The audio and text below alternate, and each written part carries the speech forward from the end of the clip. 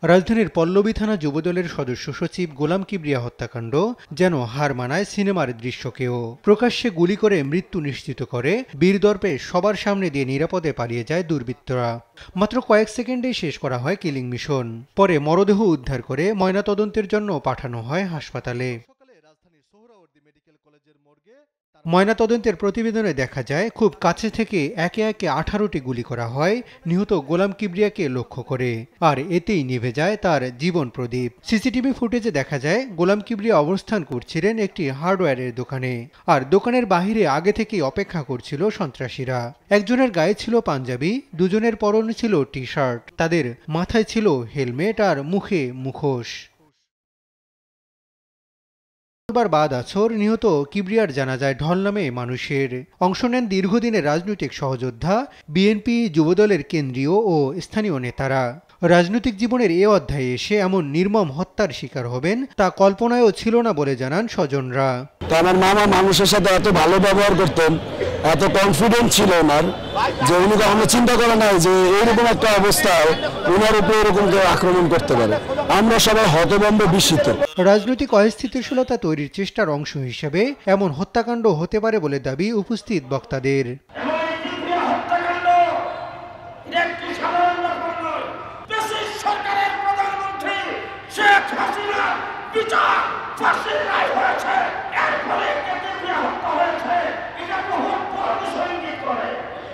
এই ইন্টারিম সরকারের কাছে এবং স্বরাষ্ট্র উপদেষ্টাকে আমি অনুরোধ করছি, আপনি দ্রুত নিজে এটাকে হ্যান্ডেল করবেন আশা করি, এবং এই হত্যার রহস্য উদ্ঘাটন করে দ্রুত দোষীদেরকে গ্রেপ্তার করবেন। এ সময় ঢাকা মহানগর উত্তর বিএনপির আহ্বায়ক আমিনুল ইসলাম অভিযোগ করেন, নির্বাচন ঘনিয়ে আসা একটি মহল হত্যাকাণ্ডের মাধ্যমে বিশৃঙ্খলা সৃষ্টির চেষ্টা করছে।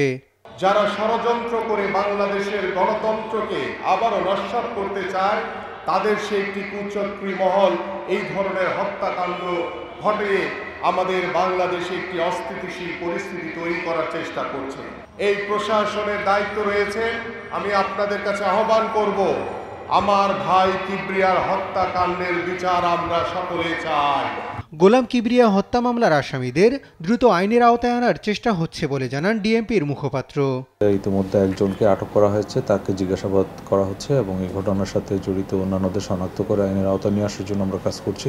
তবে পুলিশের যে প্রাথমিক তদন্ত সেটা আমরা ইতিমধ্যে আরম্ভ করেছি এবং আশা করি পূর্বের যে কোনো ঘটনার তুলনায় এই ক্ষেত্রেও আমরা জড়িতদের দ্রুতই আইনের আওতায় নিয়ে আসতে সক্ষম হব। এমন গুপ্ত হত্যা বন্ধে আইনশৃঙ্খলা বাহিনীর তৎপরতা জোরদার করা হচ্ছে বলেও দাবি তার।